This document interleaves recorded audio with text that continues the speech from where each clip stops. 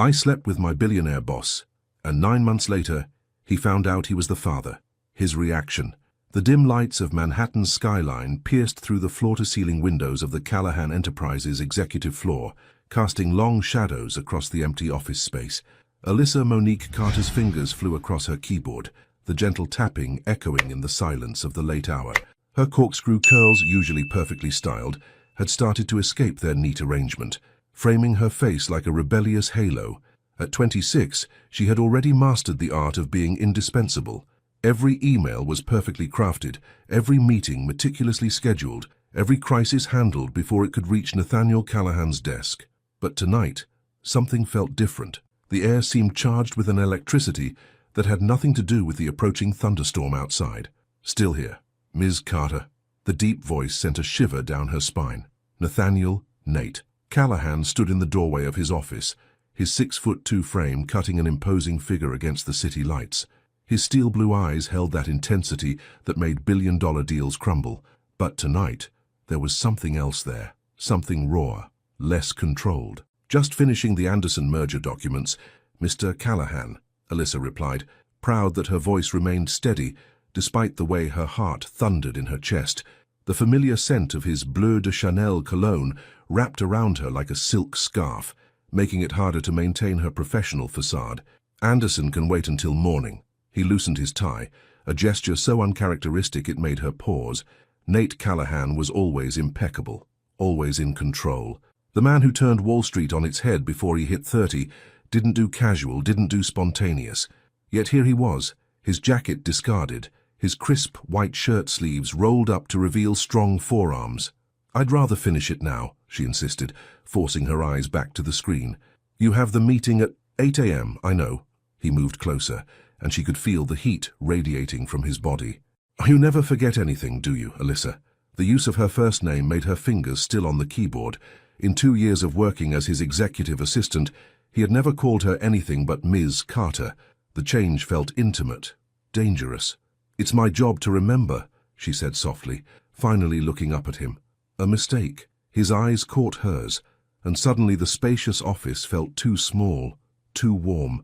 "Is that all this is? A job?" His voice had dropped lower, rougher. He leaned against her desk, close enough that she could see the faint stubble on his jaw, another departure from his usual pristine appearance. Lightning flashed outside, illuminating his face in stark relief. For a moment, Alyssa saw past the powerful CEO facade to the man underneath, the one who worked himself to exhaustion, who carried the weight of a legacy on his shoulders, who looked at her sometimes like she was a puzzle he couldn't solve. "Mr. Callahan." "Nate," he corrected, his hand moving to brush a stray curl from her face. The touch sent electricity through her body, making her breath catch. "Tonight, I'm just Nate." Warning bells rang in Alyssa's head. She had worked too hard to get where she was. Growing up in Brooklyn with her grandmother, she had learned early that success required sacrifice, especially for a black woman in corporate America. One moment of weakness could undo everything she'd built. But when his fingers traced her jawline, those warnings faded to whispers. "This is a bad idea," she breathed, even as she leaned into his touch. "Probably," he agreed, his thumb brushing across her lower lip. "Dad, tell me to stop." She should. Everything she'd worked for, everything she'd sacrificed, it all hung in the balance, but the look in his eyes, vulnerable and hungry, matched something deep inside her that she'd been denying for too long. Instead of pushing him away, she rose from her chair, bringing them face to face. The air crackled between them like the storm outside. "I can't," she whispered. His kiss, when it came, was nothing like she'd imagined, and she had imagined it, in moments of weakness she'd never admit to.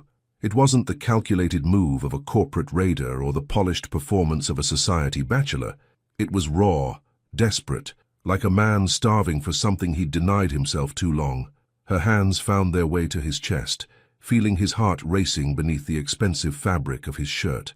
His fingers tangled in her hair, destroying what remained of her careful styling. Neither of them cared. The storm raged outside, but inside that office, a different kind of tempest was brewing, one that would change their lives forever, though neither of them knew it yet. In that moment, there was only this, the taste of his mouth, the heat of his body, the sound of thunder drowning out the last of their reservations. Tomorrow would bring consequences. Tomorrow would demand answers. But tonight belonged to them, to the feelings they'd kept buried beneath suits and schedules and professional smiles. Tomorrow would come soon enough, and with it, the realization that some nights change everything, whether you're ready for them to or not. The Anderson merger documents lay forgotten on the computer screen, the cursor blinking steadily in the dim light. Outside, the storm continued to build, nature's own accompaniment to a night that would leave nothing unchanged in its wake.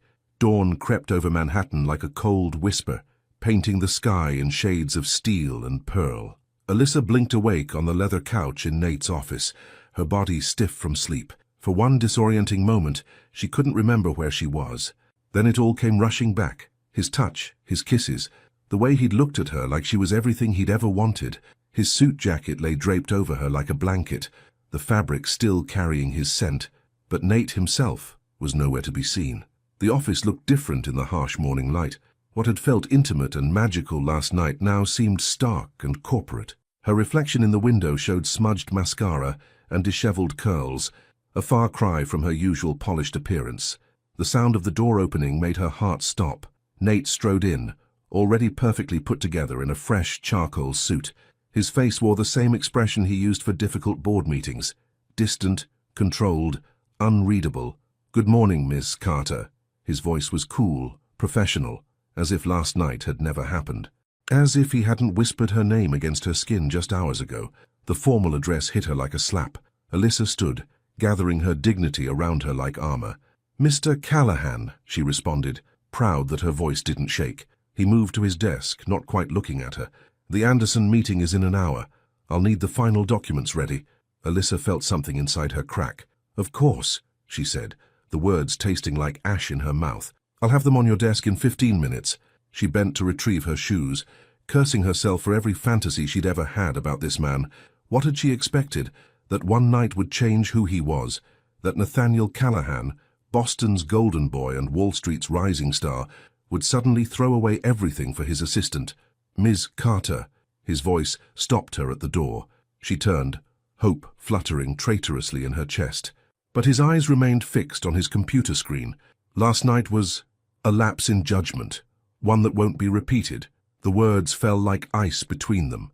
Alyssa lifted her chin, refusing to let him see how deeply they cut. "Understood, Mr. Callahan.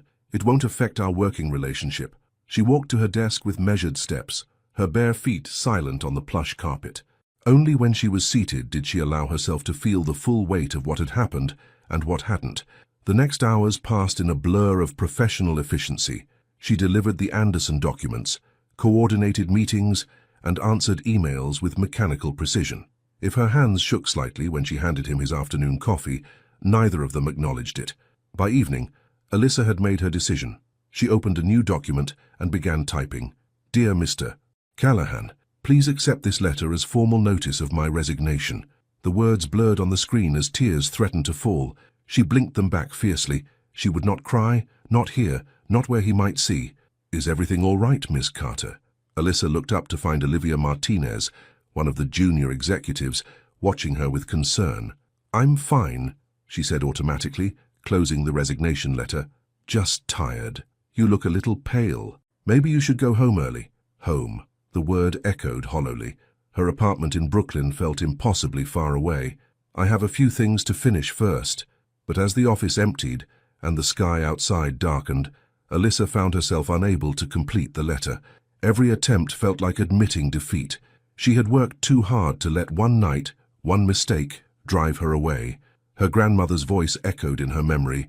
"Baby girl, you're twice as good as any of them. Don't you ever let anyone make you run."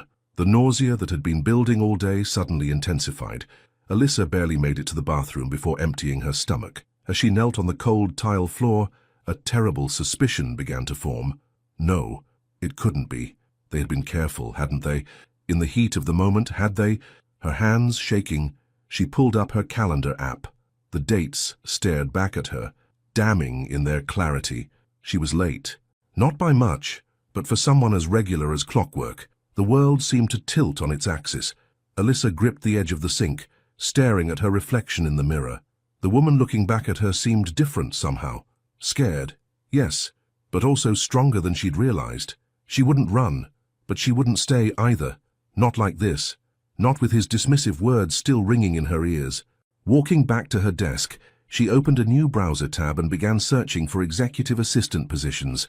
Her fingers hesitated over the keyboard before adding one more search. Early pregnancy symptoms. The city lights twinkled outside, unchanged by the seismic shifts happening within these walls. In his office, Nate was still working, the glow of his computer screen casting shadows across his face. He looked up briefly, his eyes meeting hers through the glass. For a moment, something flickered in his expression. Regret, longing, but then he turned away, and the moment was gone. Alyssa touched her stomach, not quite believing what might be growing there. If her suspicions were right, everything would change. But one thing was certain, she would face whatever came next on her own terms. She began typing again, this time with purpose. Dear Mr. Callahan, please accept this letter as formal notice of my resignation, effective 2 weeks from today. This time, she finished the letter. Her hands were steady as she printed it out, the paper warm against her fingers. Tomorrow, she would place it on his desk before he arrived. Tomorrow, she would begin planning for a future she had never imagined. But tonight, she allowed herself one last moment of weakness. Standing at her desk, she looked at him through the glass walls of his office, the man who had turned her world upside down and would never know just how completely. Goodbye, Nate, she whispered, gathering her things. Then she walked to the elevator, her heels clicking against the floor in a rhythm that sounded like endings, and perhaps, though she didn't know it yet, beginnings too. 8 months had passed since Alyssa walked out of Callahan Enterprises, each day bringing new challenges and revelations. Now, standing in her Brooklyn apartment's bathroom, she studied her reflection in the mirror. Her hand rested on her prominent baby bump, visible even through her silk nightgown. The morning sickness had finally subsided, replaced by a different kind of discomfort, the weight of impending motherhood and unspoken truths. You're going to be late for your appointment, baby girl, her grandmother, Rose, called from the kitchen. The smell of ginger tea wafted through the apartment, a remedy that had helped Alyssa through her roughest morning sickness days. Coming, Gran, she replied, giving herself one last look. Her curls were pulled back in a neat bun, her makeup subtle but perfect. Old habits died hard. She might have left the corporate world, but she refused to let go of the standards she'd set for herself. The drive to Manhattan General was quiet, Rose humming gospel tunes under her breath while Alyssa checked her emails on her phone.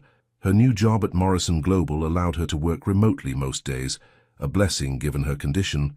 But even now, she couldn't help but scan the business news, her heart skipping whenever Callahan Enterprises made headlines. You still haven't told him, Rose said, not a question but a statement. Her grandmother had never been one to dance around difficult topics. Alyssa's fingers tightened around her phone. He made it clear where we stood. Gran, the baby and I are better off without. Breaking news. Callahan Enterprises CEO announces major healthcare acquisition. Her phone's news alert cut through her words. The headline was accompanied by a photo that made her breath catch. Nate stood at a podium, looking every bit the powerful CEO in a navy suit that she knew would be perfectly tailored. His steel blue eyes seemed to pierce through the screen, stirring memories she'd tried so hard to bury. He's buying St. Clair's Hospital, Alyssa whispered, scanning the article. The entire healthcare network. Rose's knowing look spoke volumes. The same hospital where you're planning to deliver? Before Alyssa could respond, they pulled into the hospital parking lot. The modern glass building loomed before them, and somewhere in the back of her mind, she wondered if this was fate's idea of a cruel joke. The ultrasound room was cool and dim, the technician cheerful as she spread gel across Alyssa's stomach. Ready to see your little one? Alyssa nodded, her throat tight. Every appointment brought a mix of joy and guilt. Joy at seeing her baby, guilt at keeping such a secret. Oh my, the technician's voice held a note of surprise. Look at that profile. Strong jawline. Just like, she caught herself, glancing at Alyssa's chart where father not listed was clearly marked. But Alyssa had seen it too. Even in the grainy black and white image, there was no mistaking those features. Her son, and she'd known it was a boy for 2 months now, had his father's jawline. Later, sitting in Dr. Rivera's office, Alyssa tried to focus on the routine questions about her pregnancy, but her mind kept drifting to the news article, to Nate's expansion into healthcare. Was it just business, or did he somehow know? Your blood pressure's a bit elevated, Dr. Rivera noted, frowning at her chart. So have you been experiencing any unusual stress? Rose snorted softly from her chair in the corner. Alyssa shot her a warning look. "Just work stuff," she lied. "Mm-hmm." Dr. Rivera didn't look convinced. "Well, with your due date approaching, we need to be extra careful. I want you to start coming in weekly now." Walking out of the hospital, Alyssa's phone buzzed with another news alert. Her heart nearly stopped when she saw the headline, "Nathaniel Callahan to personally oversee St. Clair's transition, effective immediately." "Jesus, Mary, and Joseph," Rose muttered, reading over her shoulder. "Looks like your secret's about to get a lot harder to keep." Alyssa's hands trembled as she tucked her phone away. "It's a big hospital, Gran." "What are the chances?" "In my experience," Rose cut in, "the things we run from have a way of running right back into us." Back home, Alyssa sat at her small desk, trying to focus on work, but her eyes kept drifting to the ultrasound photos propped against her laptop. Her son's profile, Nate's profile, seemed to watch her accusingly. Her phone lit up with a text from Olivia, her former colleague at Callahan Enterprises. "Girl, you won't believe what's happening here. The boss is going crazy about this hospital acquisition. Never seen him so hands-on about anything. You okay? Haven't heard from you in a while." Alyssa's finger hovered over the reply button. How could she explain that she was carrying the CEO's child, that every time she felt her baby kick, she thought about the man who didn't know he was about to be a father? Instead, she opened her laptop and began researching other hospitals in the area. But as she scrolled through options, her grandmother's words echoed in her mind. "The things we run from have a way of running right back into us." The baby kicked, strong and insistent, as if agreeing. Alyssa pressed her hand against her belly, feeling the movement that had become so familiar. "I'm just trying to protect you," she whispered. But as the sun set over Brooklyn, casting long shadows across her apartment, she wondered who she was really protecting. The baby? Herself? Or the man whose heart she'd seen beneath the corporate armor, if only for one night? Her phone buzzed again. Another news alert about Callahan Enterprises. This time, the photo showed Nate touring St. Clair's maternity ward. He was smiling, but Alyssa knew that smile. It didn't reach his eyes, just like it hadn't that morning after their night together. The baby kicked again, harder this time. Alyssa closed her eyes, remembering the vulnerability in Nate's voice when he'd whispered her name, the way his hands had trembled despite his usual control. There had been real feelings there, hadn't there? Or had she imagined it all? "Your daddy's a complicated man," she told her bump, her voice soft in the gathering darkness. "But you're going to be here soon, and then everything will change." She just didn't know how right she was. The contractions hit during a conference call. Alyssa had been in the middle of presenting quarterly projections to Morrison Global's executive team when the first wave of pain crashed through her body. She managed to maintain her composure, finishing her presentation with gritted teeth, but by the time she hung up, her water had broken. "Gran!" she called out, her voice tight with panic. "It's time!" The next hour passed in a blur of activity. Rose's calm efficiency took over, directing the Uber driver to St. Clair's Hospital, while Alyssa breathed through increasingly intense contractions. They had planned to deliver at Mount Sinai, far from any chance of running into Nate, but the baby had other plans. "Just breathe, baby girl," Rose soothed, holding her hand as they wheeled her into the labor and delivery unit. "Everything's going to be fine." But nothing was fine. Through the haze of pain, Alyssa noticed the fresh paint on the walls, the new equipment, all bearing the Callahan Enterprises logo. Her worst fear and secret were about to collide in the worst possible way. Dr. Rivera met them in the delivery room, her face concerned. "The baby's heart rate is elevated," she announced after checking the monitors, "and your blood pressure is too high. We need to prep for an emergency C-section." The word sent a spike of fear through Alyssa's heart. This wasn't how it was supposed to happen. She wasn't ready. She hadn't prepared for this. She hadn't... "Mrs. Carter," a nurse appeared at her bedside. "We need your emergency contact information for the forms." "I'm her grandmother," Rose started to say, but the nurse shook her head. "Hospital policy requires us to notify the father, if he's listed." Alyssa's next contraction hit so hard she saw stars. Through the pain, she heard Dr. Rivera's voice. "The father isn't Nathaniel Callahan." The words escaped before Alyssa could stop them, torn from her by pain and fear. "The father is Nathaniel Callahan." The room fell silent, except for the steady beep of monitors. Then everything exploded into motion. "Did she say Callahan? As in our new CEO? Someone page administration." blood pressure rising. We need to move now. Alyssa caught fragments of conversation as they wheeled her toward the operating room. Rose's face appeared above her, worried but determined. Baby girl, are you sure about this? If something happens, Alyssa gasped through another contraction. He needs to know. The baby needs to know his father. The operating room lights were blindingly bright. As the anesthesiologist prepared to administer the spinal block, Alyssa heard commotion in the hallway. Then a voice she'd tried so hard to forget cut through the chaos. What do you mean, my child? I don't have a... Nate's voice stopped abruptly. Through the door's window, Alyssa saw him frozen in place, his usually impeccable appearance disheveled, as if he'd run all the way from his office. His eyes locked onto her through the glass, and the world seemed to stop spinning for a moment. The door burst open. Nate strode in, still in his suit, but now wearing surgical scrubs over it.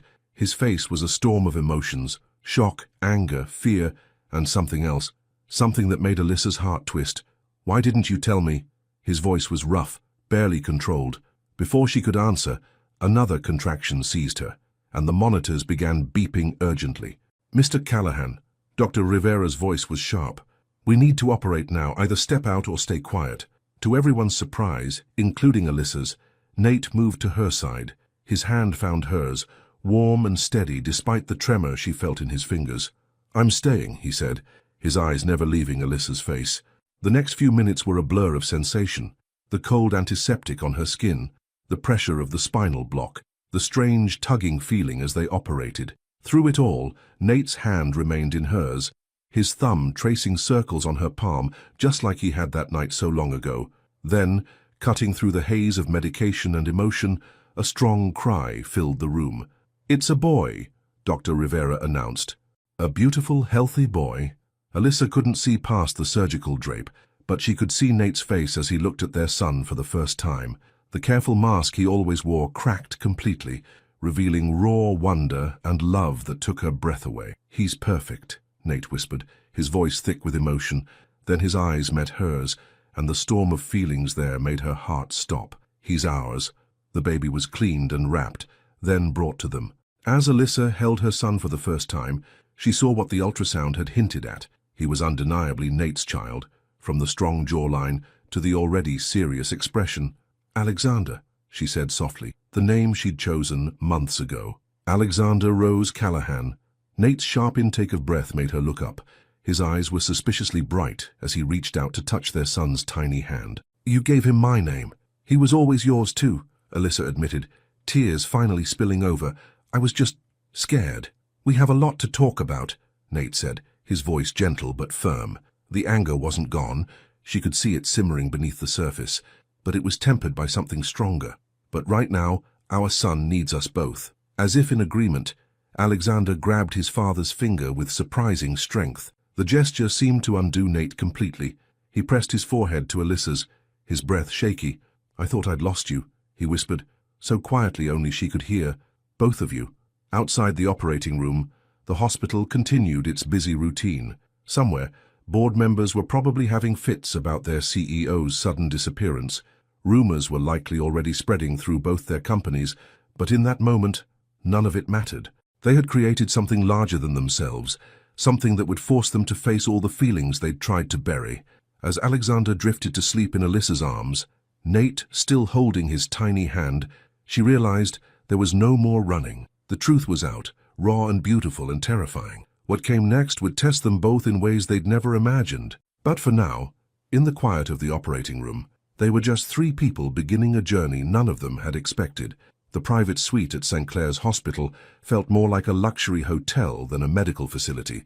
Nate had insisted on the best accommodations, his efficient assistant having transformed the room with fresh flowers and premium amenities within hours of Alexander's birth. But no amount of luxury could ease the tension that crackled between the new parents. Alyssa sat in the hospital bed, carefully adjusting Alexander against her chest as he nursed. The morning sun filtered through the floor-to-ceiling windows, casting a golden glow over her son's dark curls. She could hardly believe he was real, this perfect blend of her and Nate, with his father's strong features softened by sleep. The board meeting's been postponed. Nate's voice broke the silence. He stood by the window, his suit jacket discarded, shirt sleeves rolled up, an echo of that night 9 months ago. He hadn't left the hospital since Alexander's birth 24 hours earlier, though she'd seen him constantly on his phone, managing the chaos their situation had undoubtedly created. "You don't have to stay," Alyssa said softly, not meeting his eyes. "We're fine here." His laugh was sharp, humorless. "Fine? Is that what we're calling this?" He turned to face her, his steel blue eyes intense. "You kept my son from me for 9 months, Alyssa. None of this is fine." Alexander stirred at his father's raised voice, and Alyssa instinctively curled around him protectively. The gesture wasn't lost on Nate. His expression softened slightly as he watched their son, but the tension in his jaw remained. "I did what I thought was best," she said, her voice steady despite her racing heart. "Best?" He moved closer, his presence filling the room. "You didn't think I had a right to know, to be there for the appointments, the ultrasounds, to help you through the morning sickness. Would you have been?" The question slipped out before she could stop it. "Gastor, would it have been like that morning after? Just another lapse in judgment to be managed." The words hung between them, heavy with 9 months of unspoken pain. Nate flinched as if she'd struck him. "You don't know what I would have done," he said, his voice low and intense. "You didn't give me the chance." Before Alyssa could respond, the door opened. Rose walked in, stopping short when she felt the tension in the room. "I brought your favorite tea, baby girl," she said, setting a cup on the bedside table. Her eyes moved between Alyssa and Nate, assessing. "Thank you, Gran." Alyssa managed a smile, grateful for the interruption. Alexander finished nursing, and Rose stepped forward. "Let me take him for a bit. You two clearly have things to discuss." Alyssa hesitated, but her grandmother's expression brooked no argument. With practiced ease, Rose scooped up Alexander, cooing softly. "Come on, little man. Let's give your mama and daddy some time to sort themselves out." The door closed behind them with a gentle click, leaving Alyssa and Nate truly alone for the first time since the birth. "Your grandmother knew?" Nate asked, running a hand through his usually perfect hair. "Who else?" "Just Dr. Rivera." Alyssa adjusted her hospital gown, missing the weight of Alexander in her arms. "I didn't tell anyone at work, not even Olivia." His question surprised her. She'd forgotten how observant he was, how he noticed the small details of his employees' lives. "No one," she repeated. "I left Callahan Enterprises before I started showing." Nate moved to sit in the chair beside her bed, close enough that she could smell his familiar cologne.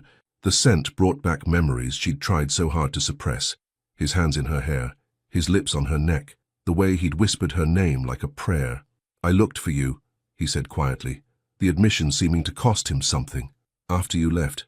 But you'd changed your number, moved apartments. I didn't want to be found." "Why?" His voice cracked slightly on the word.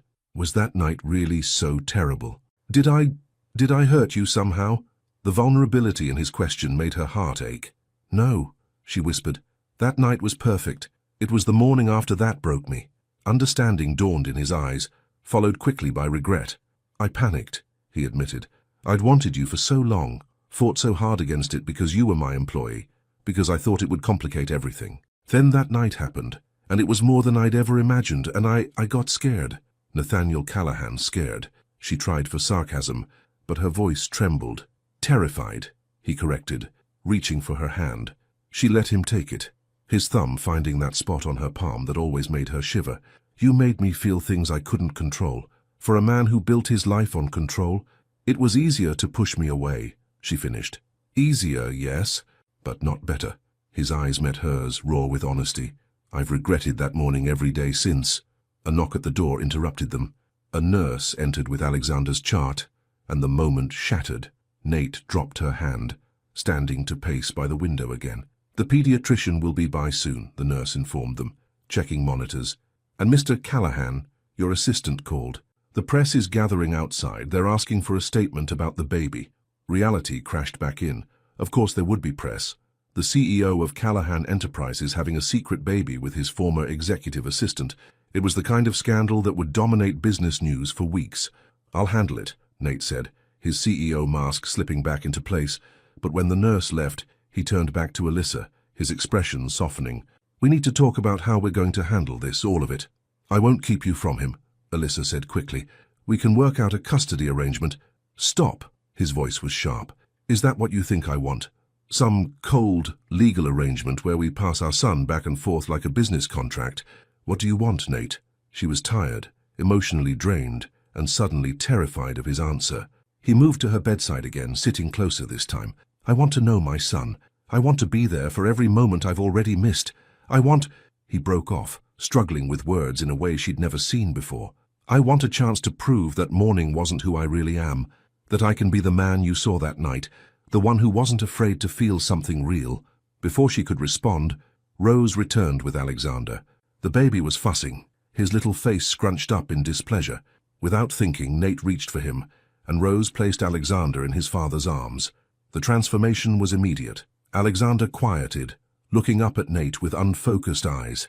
Nate's entire body softened as he held his son, wonder replacing the tension in his features. "Hey, buddy," he whispered, voice thick with emotion. "I'm your dad. I'm sorry I'm late to the party, but I'm here now. And I'm not going anywhere."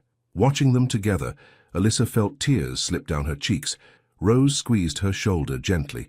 "Sometimes," her grandmother murmured, "the hardest walls to break down are the ones we build ourselves." The sun continued its journey across the sky, casting long shadows in the hospital room. Outside, reporters waited for their story. Somewhere, board members and executives were demanding explanations. But inside this room, something was shifting, changing, healing. It wasn't forgiveness, not yet, but it was a beginning. Callahan Enterprises CEO's secret love child, business world shocked by hidden romance. From executive assistant to mother of billion-dollar baby, Wall Street's most eligible bachelor no more. Nathaniel Callahan's hidden family revealed. The headlines screamed from every business publication and gossip site, each more sensational than the last. Alyssa scrolled through them on her phone, her stomach churning as she sat in the back of Nate's bulletproof SUV. Alexander slept peacefully in his car seat, blissfully unaware of the media frenzy surrounding his existence.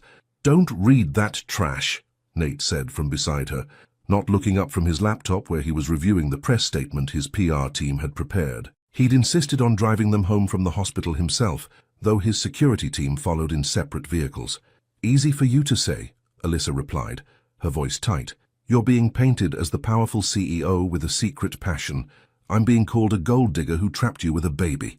Nate's head snapped up, his eyes flashing dangerously. "What? Show me." "It doesn't matter." She locked her phone, turning to check on Alexander instead. Their son's peaceful face centered her, reminding her what was truly important. "It matters to me." Nate's voice was soft but intense. He closed his laptop, shifting closer to her in the back seat.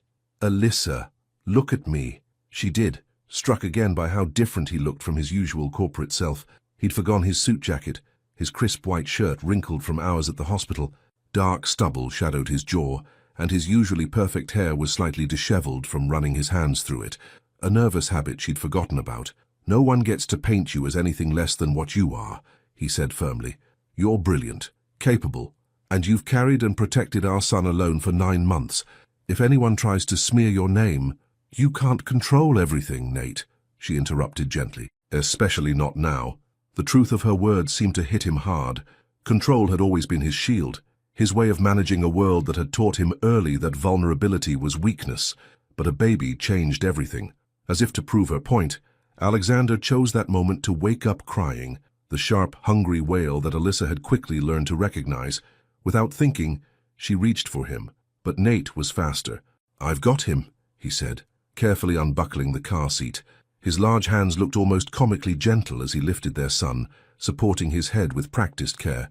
He'd made the nurses show him exactly how to hold the baby properly. "He's hungry," Alyssa explained, already reaching for the nursing cover in her bag.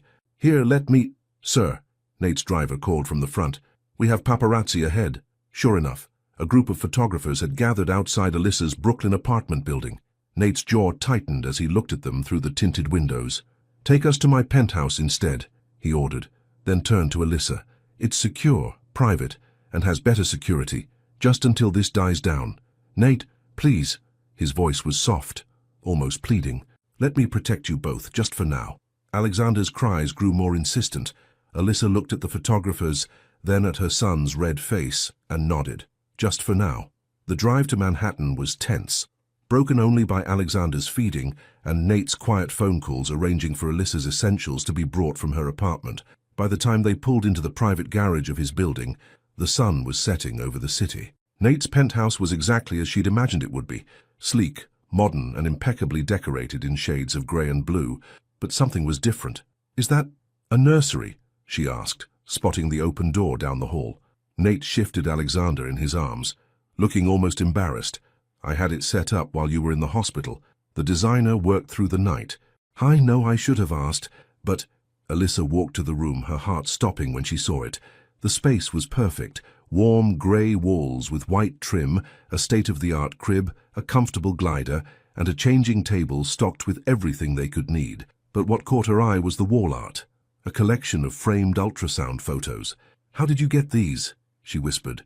"Dr. Rivera," Nate admitted, coming to stand beside her. "I wanted him to have every moment, even the ones I missed." Tears pricked at her eyes. Before she could respond, her phone buzzed with a text from Rose. "CNN breaking news about you two. Call me when you can." Reality crashed back in. Alyssa moved to the living room, turning on the massive TV that dominated one wall. Sure enough, their story was everywhere.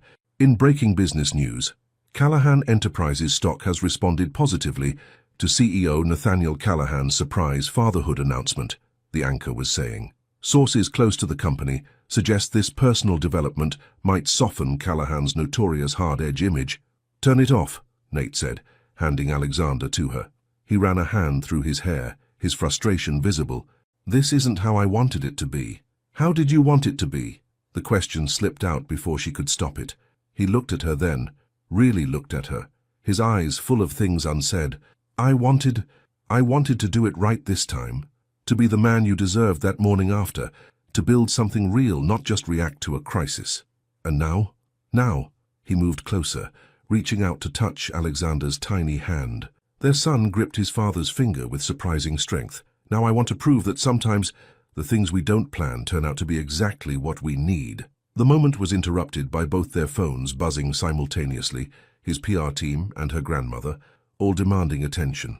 Outside one, the city lights began to twinkle on, and somewhere, reporters were still spinning their story into headlines. But in that moment, watching Nate make silly faces at their son while still holding his finger, Alyssa felt something shift in her heart. This wasn't the careful, controlled fall into love she might have once dreamed of. It was messy, complicated, and completely public. It was also, perhaps, exactly what they both needed to finally break down the walls they'd built around their hearts. "We should probably feed him again before bed," she said softly. "I'll warm up the bottle you pumped earlier," Nate replied, already heading to the kitchen with the efficiency that made him such a successful CEO. "Nate!" she called after him. He turned, one eyebrow raised in question. "Thank you, for the nursery, for trying." His smile, soft and real, was nothing like his corporate mask. "Always, Alyssa, always." 3 weeks into their temporary arrangement, Alyssa woke to the sound of Nate's voice drifting through the baby monitor. It was 3 a.m., and instead of calling for the night nurse he'd insisted on hiring, he was handling Alexander's feeding himself. "And that's how hostile takeovers work, buddy," she heard him saying softly. "But don't worry. Daddy's going to teach you how to be a better kind of businessman. One who builds things up instead of tearing them down." Alyssa slipped out of the guest room, though it was more luxurious than any hotel she'd ever stayed in, and padded down the hallway. She paused in the nursery doorway, her heart catching at the sight before her. Nate sat in the glider, his silk pajama top unbuttoned to hold Alexander against his bare chest for skin-to-skin contact, just as the pediatrician had recommended. His hair was tousled from sleep, and his usual sharp edges were softened by exhaustion, and something else, something that looked remarkably like peace. "Your mama taught me that," he continued, unaware of her presence. "She never compromised her integrity, never let power corrupt her spirit. That's why I fell—" He caught himself, finally noticing her in the doorway. Hey," she replied softly, moving into the room. "You didn't have to get up. That's why we have the nurse. I wanted to—" His voice was rough with fatigue, but his eyes were clear as they met hers. "I've missed too much already." Alexander made a small sound of contentment. His tiny hand splayed across his father's chest. The sight made Alyssa's throat tight. This wasn't the Nate Callahan that Wall Street knew, the ruthless CEO, the master strategist. This was just a father, learning to love in ways that terrified and transformed him. "You're good with him," she said, perching on the ottoman near the glider. "I had a good teacher." His smile was soft, genuine. You make it look so natural. Trust me, I'm terrified half the time." The admission slipped out easily in the pre-dawn quiet. "Every time he cries, every time he gets a little warm, I worry I'm doing something wrong." "You're amazing with him." Nate's voice carried absolute conviction. "You're strong, patient, loving, everything he needs. Everything." The word hung between them, heavy with unspoken meaning. Nate's eyes darkened. "Alyssa?" A cry from the kitchen interrupted them, the bottle warmer signaling it was done. Alyssa stood quickly. "I'll get it." She escaped to the kitchen, her heart pounding. These moments kept happening. Quiet, intimate exchanges that threatened to crack the careful walls they'd built. Living together, even temporarily, made it harder to maintain professional distance. She found the bottle and tested the temperature on her wrist, a motion that had become second nature. When she returned to the nursery, she stopped short. Nate had stood up and was swaying gently with Alexander, humming what sounded suspiciously like an Eminem song under his breath. "Really?" She couldn't help but smile. "Don't lose yourself as a lullaby." "Hey, it's never too early to learn about seizing opportunities," he defended, but his eyes crinkled with amusement. He reached for the bottle, but she shook her head. "Let me." She held out her arms for Alexander. The transfer of their son between them brought them close, too close. Nate's scent enveloped her, familiar and intoxicating. His fingers brushed her arms as he handed over the baby, and the touch sent electricity through her body. "I've been thinking," he said, his voice low and intimate in the dim room. "Maybe we should make this arrangement permanent." Alyssa's head snapped up. "What? Not like that." He backtracked quickly, running a hand through his hair. "I mean, the penthouse has better security. It's closer to both our offices, and Alexander already has his nursery set up here. You could have the entire East Wing, complete privacy. It would be easier for both of us to be present in his life. Living together," her voice came out shakier than she intended. "Nate, we can barely make it through dinner without the tension." "What tension?" He stepped closer, his eyes intense.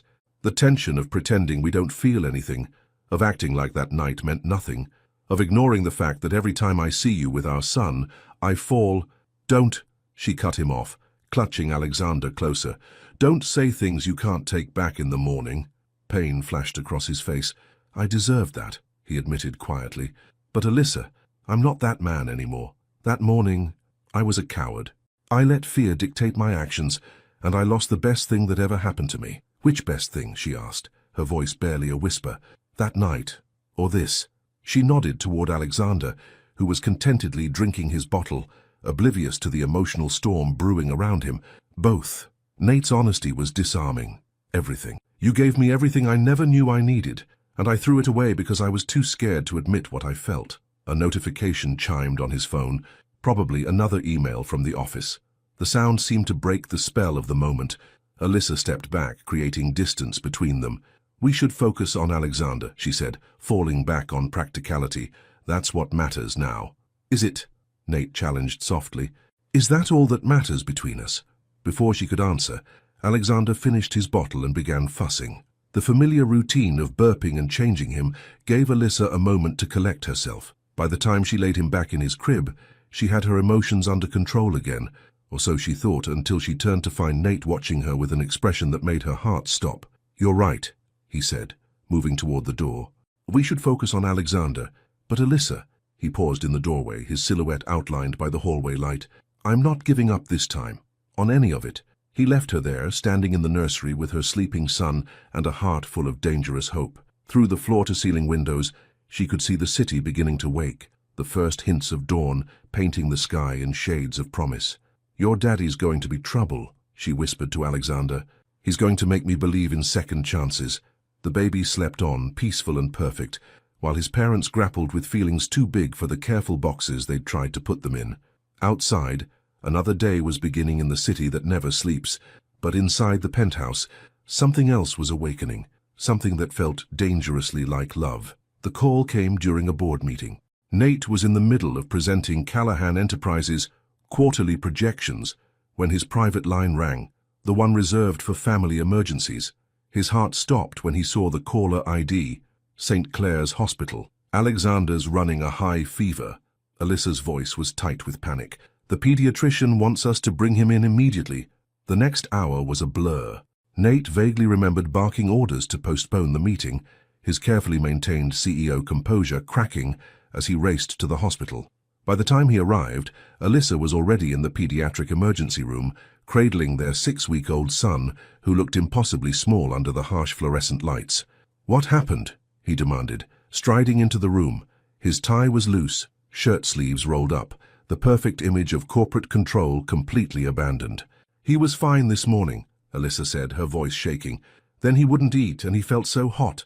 Before she could finish, the medical team swept in. What followed was a nightmare of tests, questions, and terrifying medical terms. Alexander's cries grew weaker as nurses drew blood and attached monitoring equipment, each whimper cutting through his parents like physical pain.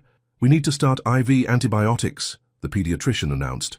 "His white blood cell count is elevated, suggesting a possible infection. We'll need to admit him for observation." Alyssa's legs gave out. Nate caught her, guiding her to a chair while keeping his eyes fixed on their son. "Do whatever's necessary," he ordered, his CEO voice taking over. "Money is no object." Hours passed in the private pediatric suite. Alexander's fever remained stubbornly high despite the medications. Alyssa hadn't left his side, her fingers constantly stroking his dark curls, while Nate paced the room like a caged tiger. "You should rest," he told her around midnight, noting the exhaustion in her face. "I'll stay with him." "I'm not leaving him," she said firmly. "Alyssa, don't." Her voice cracked. "Don't try to control this, Nate. You can't fix everything with money and orders." The words hit him like a physical blow. "You think that's what I'm doing? Isn't it?" She finally looked at him, her eyes bright with unshed tears. "It's what you always do. When things get emotional, you try to manage them like a business deal. That's not fair." He moved closer, his own fear and frustration bubbling to the surface. "He's my son too. I'm terrified too." "Are you?" she challenged. "Because all I see is Nathaniel Callahan, CEO, throwing around orders and money like that's going to make everything better. What do you want from me?" His voice rose slightly, then immediately dropped as Alexander stirred. "How am I supposed to act when my son is sick and there's nothing I can do to fix it? I want you to feel it." The words burst from her like they'd been held back too long. "I want you to stop hiding behind your corporate mask and just be human. Be a father. Be—" She trailed off, looking away. "Be what?" He stepped closer, close enough to see the tears clinging to her lashes. "Be the man you fell in love with that night." The monitor, measuring Alexander's heart rate, beeped steadily in the silence that followed his words. "You don't get to talk about that night," Alyssa whispered. "Not now." "Then when?" Nate's control finally snapped. "When do we talk about the fact that I'm in love with you, that I've been in love with you since before that night, that watching you with our son makes me fall deeper every day?" "Stop it." Her voice was barely audible. "You're just emotional because Alexander's sick." "No." He knelt beside her chair, forcing her to look at him. "I'm emotional because my son is sick and because the woman I love won't let me in, won't trust that I've changed, won't believe that losing you both is my greatest fear." A soft whimper from the crib interrupted them. They both turned to find Alexander's eyes open, glazed with fever but seeking them out. Without discussion, they moved to either side of the crib, their hands meeting as they reached to comfort their son. "It's okay, baby," Alyssa soothed, her free hand stroking his cheek. "Mama and Daddy are here." "We're not going anywhere," Nate added, his thumb absently caressing Alyssa's fingers where they met over their son. The next hours passed in a haze of worry and exhaustion. Around dawn, Alexander's fever finally broke. The pediatrician confirmed the antibiotics were working, and the infection was responding to treatment. Relief made Alyssa's knees weak. This time, when Nate caught her, she didn't pull away. Instead, she turned into his embrace, letting out a sob against his chest. "He's okay," Nate murmured into her hair, his own voice thick with emotion. "Our boy's okay." "I was so scared," she admitted, her fingers clutching his shirt. "Me too." The confession came easily now, his walls finally crumbling. "When I got that call, I've never been more terrified in my life." She pulled back slightly to look at him, really look at him. His hair was a mess from running his hands through it, his eyes red-rimmed from worry, his tie long since discarded. He looked nothing like the polished CEO who had shut her out that morning so long ago. "You've changed," she whispered, almost to herself. "Love changes people." His hands framed her face, thumbs gently wiping away her tears. "You and Alexander, you've changed everything." The monitors beeped softly in the background. Outside, the city was coming alive with another day. But in that hospital room, time seemed to stand still as Nate lowered his head, his lips hovering just above hers. "Tell me to stop," he whispered, echoing words from their first night together. This time, Alyssa answered by closing the distance herself. The kiss was gentle, tender, filled with all the fear and relief and love they'd been holding back. When they parted, Alexander made a small sound of contentment, as if approving of his parents finally finding their way back to each other. "We still have a lot to talk about," Alyssa said softly, but her hands remained on Nate's chest, feeling his heart beat under her palms. "We have time," he promised, pressing his forehead to hers. "All the time in the world." In the crib, Alexander drifted back to sleep, his fever gone, his tiny face peaceful. His parents stood watch over him, their hands entwined, their hearts finally beginning to heal. 2 days after Alexander's release from the hospital, reality came knocking in the form of Patricia Winston, head of Callahan Enterprises' PR department. She arrived at the penthouse just as Alyssa was finishing Alexander's morning feeding, Nate watching them both with undisguised tenderness from his position on the couch. "We need to discuss your public image," Patricia announced without preamble, spreading magazines across the coffee table. "First, the press is having a field day with speculation about your relationship status." The headlines screamed for attention: Callahan's secret family, wedding bells in the future, inside the love story that shocked Wall Street, power couple in the making, will romance heal the rift? Alyssa felt the peaceful bubble they'd been living in start to crack. The past 2 days had been almost dreamlike, sharing gentle kisses over Alexander's crib, falling asleep together on the couch during late-night feedings, learning to be a family without the weight of their past hanging between them. "This isn't a priority right now," Nate said firmly, his hand finding Alyssa's on the couch. "Our son just got out of the hospital." "Which is exactly why we need to control the narrative," Patricia insisted. "That the board is concerned about stability. They need to know if you're planning to make this official, or if we should be preparing for a potential custody battle that could affect stock prices." "Get out!" Nate's voice was quiet, but carried the steel that had made him famous in boardrooms across the country. "But I said get out." He stood, every inch the CEO despite his casual clothing.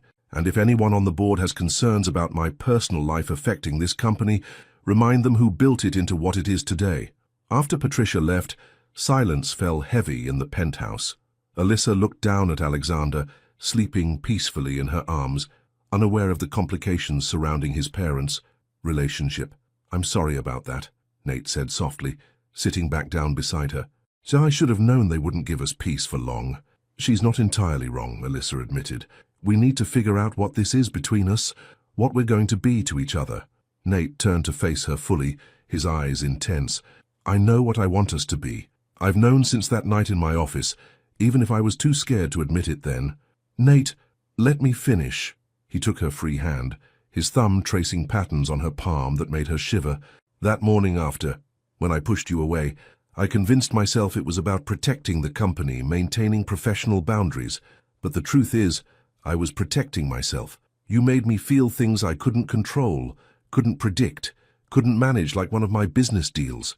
And now," her voice was barely a whisper, "now," he smiled, reaching out to stroke Alexander's cheek, "now I know that the best things in life are the ones you can't control. Our son taught me that, and you've shown me what real strength looks like.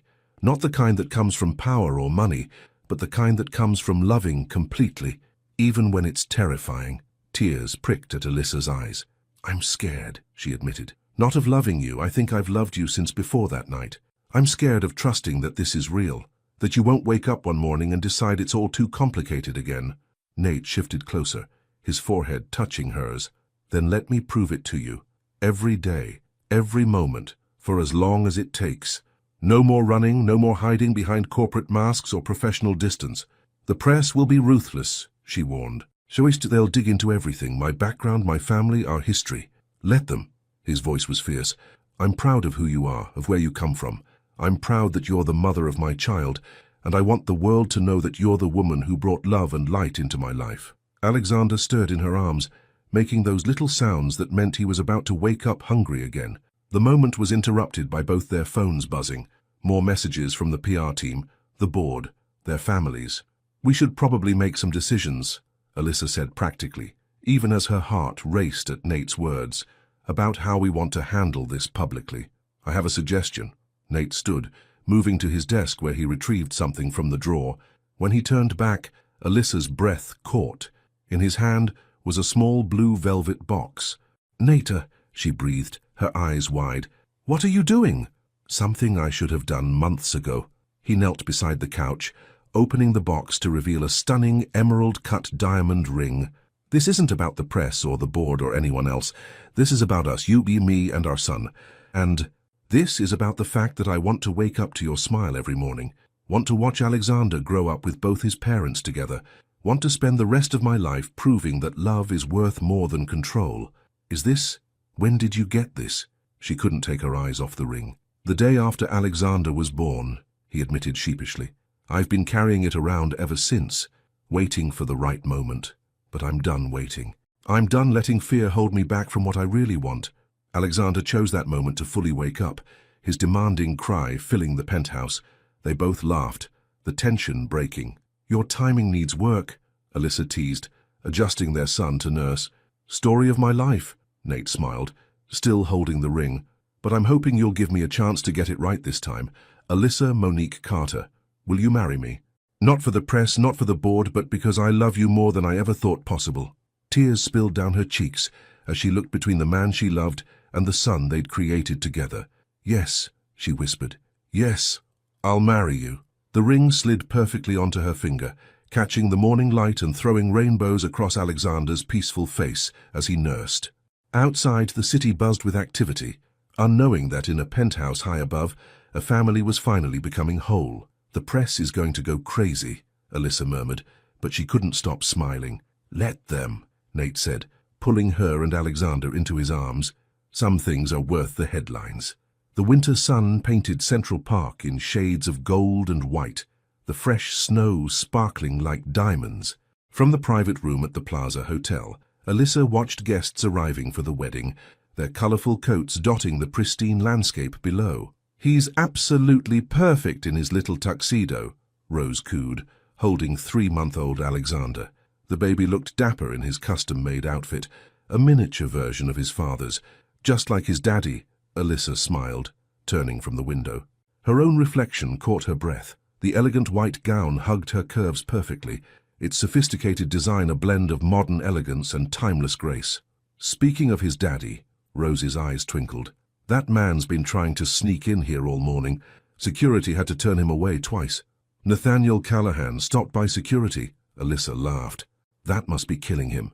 Some things even CEOs can't control," Rose said wisely, adjusting Alexander's tiny bow tie, like tradition and love. A knock at the door revealed Olivia, stunning in her maid-of-honor dress. "Everything's ready," she announced, then paused, taking in Alyssa's appearance. "Oh my God, you're gorgeous. Nate's going to lose it when he sees you." The ceremony space in the plaza's ballroom had been transformed into a winter wonderland, with crystal decorations catching the light from thousands of tiny bulbs. But as Alyssa stood at the entrance, her arm linked with her grandmother's, she barely noticed the decor. All she could see was Nate. He stood at the altar, tall and handsome in his tuxedo, but it was his expression that made her heart stop. Gone was the corporate mask, the careful control. His face showed pure love, wonder, and a vulnerability he now wore proudly. As she walked down the aisle, memories of their journey flashed through her mind. That first night in his office, the painful morning after, the months of separation, the dramatic revelation of Alexander's birth, the fear during his illness, and finally, the joy of finding their way back to each other. When she reached him, Nate took her hands in his thumbs brushing across her knuckles in that familiar gesture that had always made her shiver. "You take my breath away," he whispered, his voice rough with emotion. The ceremony began, but Alyssa barely heard the words.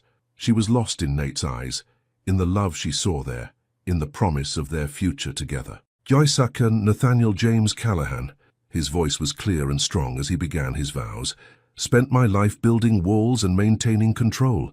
Then you walked into my office with your brilliant mind and beautiful soul, and those walls began to crack. I fought it, tried to protect myself from feeling too much, and in doing so I almost lost everything that mattered. But you gave me a second chance. You and our incredible son showed me that real strength isn't about control. It's about having the courage to love without limits.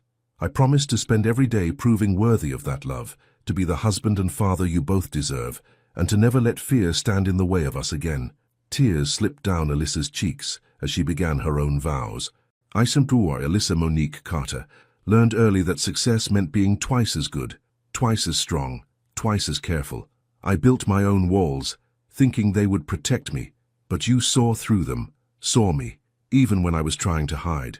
Our journey hasn't been easy or traditional, but it's been real. You've shown me that true love isn't about being perfect, it's about being perfectly matched, flaws and all. I promise to stand by you as your partner, your equal, to raise our son with all the love and strength we both bring to this family, and to never let go of the magic we create together. Rose stepped forward with Alexander, who immediately reached for both his parents. Laughter rippled through the guests as Nate took their son in his arms, holding him between them as they exchanged rings.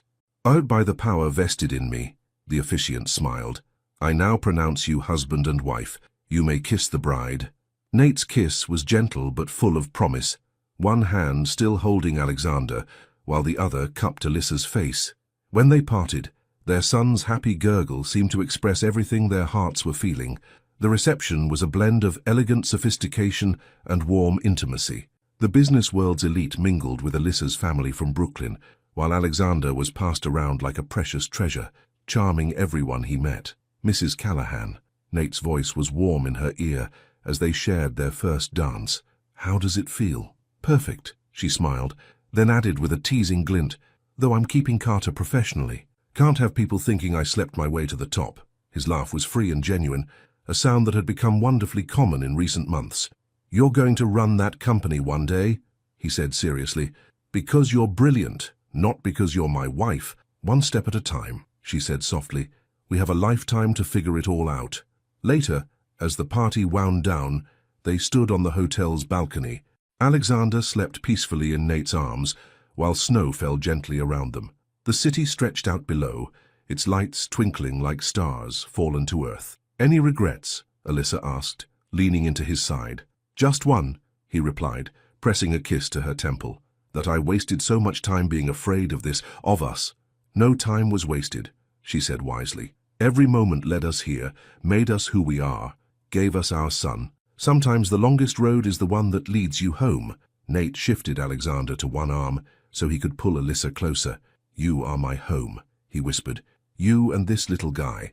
Everything else, the company, the press, the expectations, it's just background noise." The snow continued to fall, dusting their shoulders with diamond-like crystals. Below, the last of the guests were leaving, their cars creating tracks in the fresh snow. Tomorrow would bring new challenges, new adventures, new chapters in their story. But tonight, in this moment, they were simply a family. A man who had learned that love was stronger than control. A woman who had found that vulnerability could be its own kind of strength. And the beautiful baby boy who had brought them back together. "I love you," Nate murmured, his voice carrying all the emotion of their journey. "I love you too," Alyssa replied, her heart full of joy and promise. "Always." Alexander sighed in his sleep, his tiny hand gripping his father's lapel, while his other hand reached for his mother's finger. Even in sleep, he kept his parents connected, just as he had from the moment of his existence. Together they stood, watching the snow fall over their city, their love story written not in business deals or power plays, but in the quiet moments of truth, in the courage to feel deeply, and in the endless possibilities that lay ahead. For sometimes the greatest adventures begin not with a business plan, but with a single night of letting go. And sometimes the most powerful empires are built not in boardrooms, but in the heart, where love rules without limits and family is the only bottom line that truly matters. The end. If you were in Alyssa's shoes, would you have hidden the pregnancy from Nate even after he hurt you that morning? Or do you believe that regardless of the pain, he had the right to know about the child from the start? Think about it. On the one hand, we have a hurt woman who was treated like a mistake after a special night. On the other, a man who, despite his fears and failings, had a right to know that he was going to be a father. Alyssa's fear was understandable. She didn't want her child to be treated as just another deal in Nate's life, but at the same time, hiding the pregnancy meant depriving both father and son of precious moments that will never come again. What would you do in this situation? Would you be able to forgive someone who had hurt you so deeply when you found out that they had changed? Or are some mistakes too big to deserve a second chance. Your participation in the channel is very important. Please leave your opinion in the comments. Thank you so much for watching until the end. If you enjoyed this story, don't forget to subscribe to the channel, leave a like, and comment your thoughts. Your participation is very important to us. See you next time.